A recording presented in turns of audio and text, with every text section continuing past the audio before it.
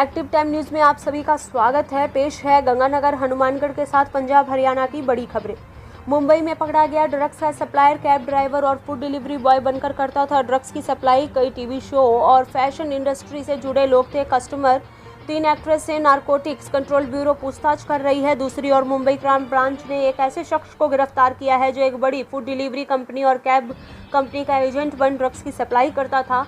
आरोपी के पास से 5,55,000 कीमत की मेफेड्रोन ड्रग्स बरामद हुई। मुंबई पुलिस उसके मोबाइल का पूरा सीडीआर और व्हाट्सएप चैटिंग जांच कर रही है। जांच में सामने आया कि शेख एक फूड डिलीवरी और कंपनी और एक कैब कंपनी के ड्राइवर के रूप में काम करते हुए ड्रग्स के इस कारोबार से जुड़ा हुआ था। ड्रग्स की सप्लाई वह अपनी कार में ही करता था और कस्टमर तक एक फूड डिलीवरी बॉय बनकर ड्रग्स पहुंचाता था। वह फ़ोन टेलीग्राम पर ऑर्डर लेता था। जांच में यह भी सामने आया कि ड्रग्स यह पैसेंजर की सीट के नीचे छिपाता था ताकि पकड़े जाने पर यह सारा दोष यात्री पर लगा सके।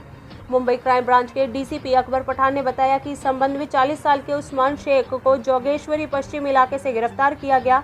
पूछताछ में उस्मान ने बताया वह मॉडलिंग और टीवी धारावाहिकों की दुनिया में स्ट्रगल कर रहे लोगों को यह ड्रग्स पहुंचाता था। इसके सबूत क्राइम ब्रांच को उसके मोबाइल फ़ोन से भी मिले। उसके मोबाइल में व्हाट्सएप चैटिंग से कुछ ऐसे फिल्मी शब्द लिखे मिले जिनसे लिंक बॉलीवुड से भी जुड़े प्रतीत दिख रहे हैं। हालांकि क्राइम ब्रांच ने किसी का नाम सार्वजनिक नहीं किया।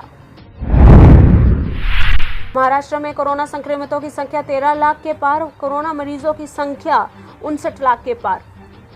महाराष्ट्र में कोरोना वायरस के 20,419 नए मामले सामने आए। राज्य में संक्रमितों की कुल संख्या बढ़कर 13,21,174 हो गई। राज्य के स्वास्थ्य विभाग की ओर से दी गई जानकारी के मुताबिक पिछले 24 घंटे में कोरोना संक्रमण के कारण 430 लोगों ने दम तोड़ दिया, जिसमें राज्य में महामारी में मरने वालों की संख्या 35,191 हो गई। देश में कोरोना मरीजों की संख्या 59 लाख से अधिक हो चुकी है। अब तक 59,01,571 लोग संक्रमित हो चुके हैं। 48,46,168 लोग ठीक हो चुके हैं। 9,61,159 मरीजों का अभी इलाज चल रहा है। संक्रमण के चलते अब तक 93,410 मरीजों की मौत हो चुकी है। पूरे पंजाब को कृषि मंडी घोषित किया जाए। सुखबीर सिंह बादल ने मांग की कि पंजाब सरकार तत्काल एक अध्यादेश लेकर आए। शिरोमणि अकाली दल के प्रमुख सुखबीर सिंह बादल ने कहा, केंद्र के नए कानूनों को पंजाब में लागू करने का एकमात्र तरीका यह है कि पूरे पंजाब को कृषि उत्पाद की मंडी घोषित कर दिया जाए।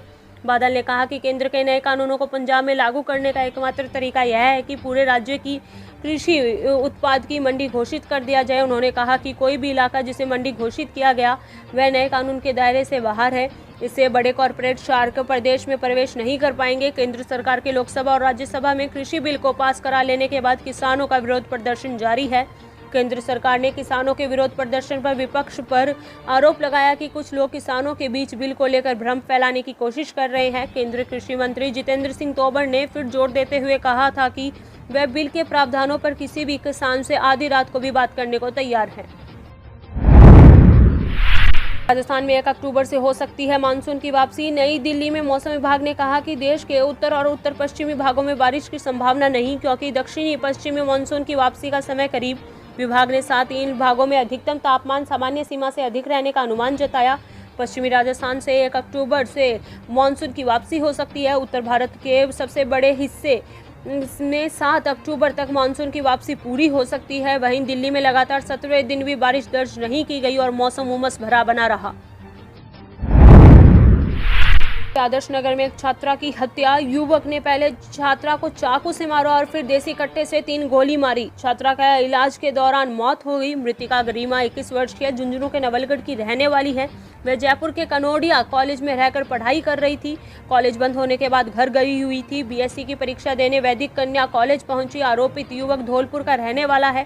वह जयपुर के ज्योति नगर क्षेत्र में रहकर प्रतियोगी परीक्षाओं की तैयारी कर रहा था। वारदात को अंजाम देकर भाग रहे युवक को लोगों की भीड़ ने पकड़कर पुलिस को सौंप दिया। वैदिक कन्या कॉलेज के बाहर आरोपित युवक विष्णु ने पहले छात्रा गरिमा पर चाकू से हमला किया।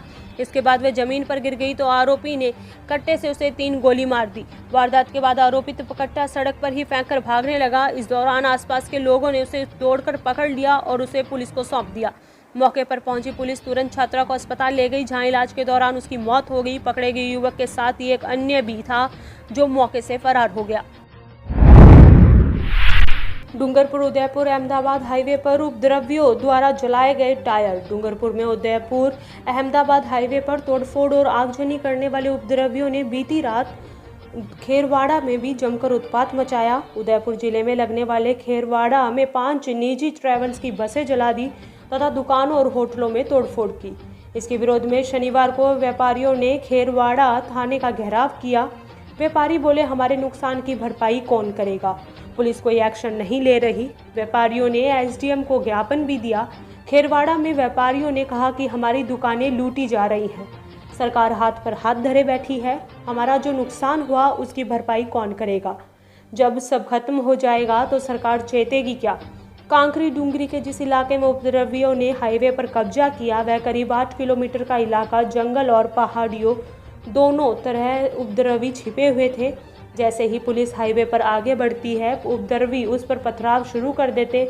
इस पर पुलिस को पीछे हटना पड़ता। प्रशासन ने आदिवासी बहुल खेरवाड़ा और ऋषभ देव में भी इंटरनेट बंद कर दिया।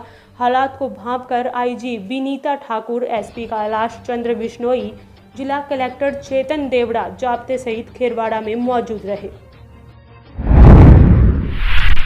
भरतपुर में बड़ा खुलासा, OLX पर गाड़ी बेचने के नाम पर बुलाकर करते थे लूटपाट। आर्मी अफसर बताकर ठगने वाले 11 लोग गिरफ्तार।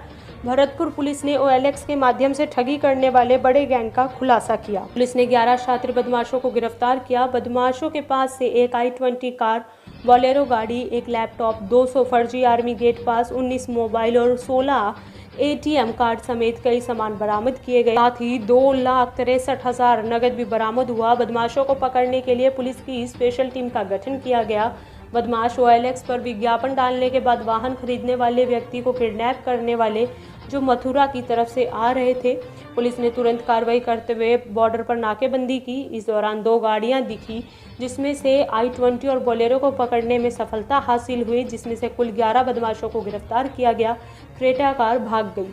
जिला पुलिस अधीक्षक अमनदीप सिंह कपूर ने बताया कि बदमाश OLX पर विज्ञापन डालकर खरीदार को कुछ रुपए ऑनलाइन ट्रांसफर करने के लिए कहते, जिसके बाद चुंगल में फंसने के बाद खरीदार को अपने क्षेत्र में बुलाकर लूट लेते।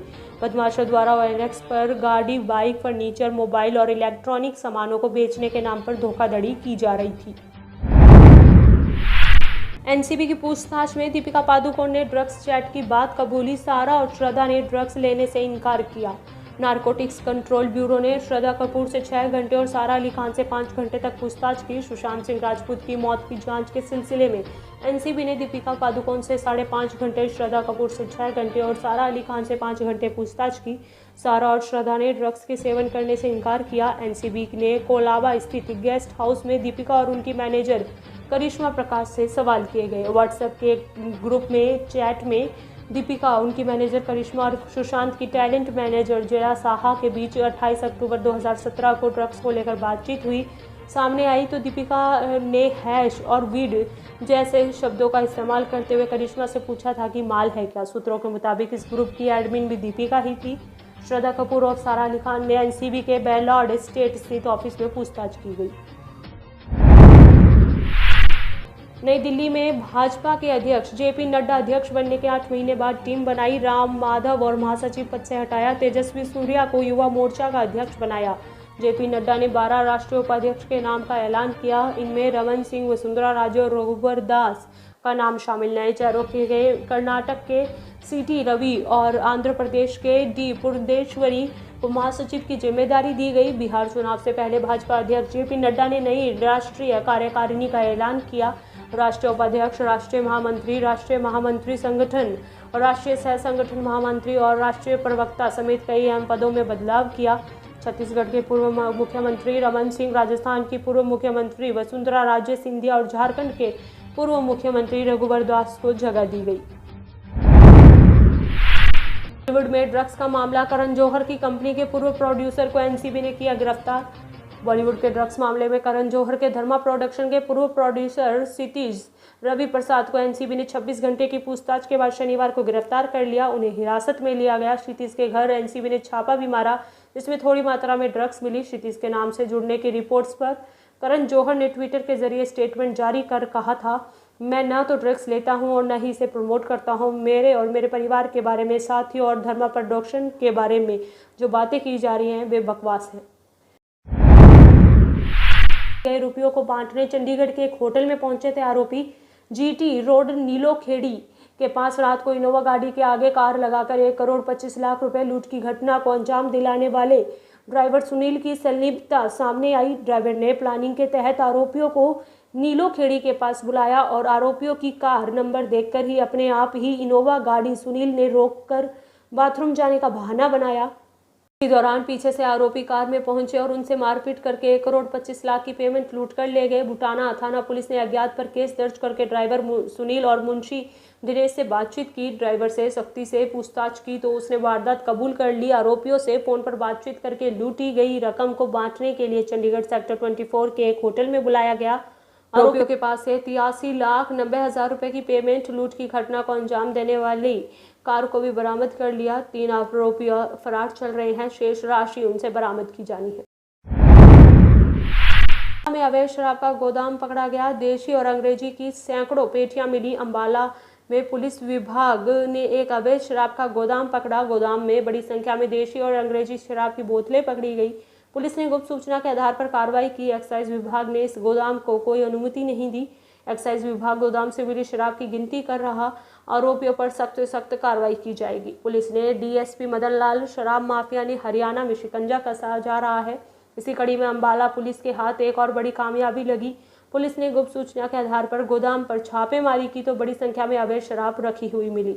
इसमें देशी व अंग्रेजी शराब की पेटियां शामिल ही है। भी गोदाम अवैध है। एक्साइज का कहना है कि अवैध शराब के गोदाम में फिलहाल एक्साइज विभाग भी छानबीन में जुट गया है और पता लगाया जा रहा है कि आखिर ये शराब यहाँ कैसे पहुंची। एक्साइज विभाग के इंस्पेक्टर बलबीर सिंह ने कहा कि यहाँ के लिए किसी भी गोदाम की परमिशन नहीं दी। विभाग के नियमानुसार कार्रवाई की जाएगी। अपने आसपास की खबरें देखने के लिए हमारे चैनल एक्टिव टाइम न्यूज़ को सब्सक्राइब करें और बेल आइकन को प्रेस करना ना भूलें।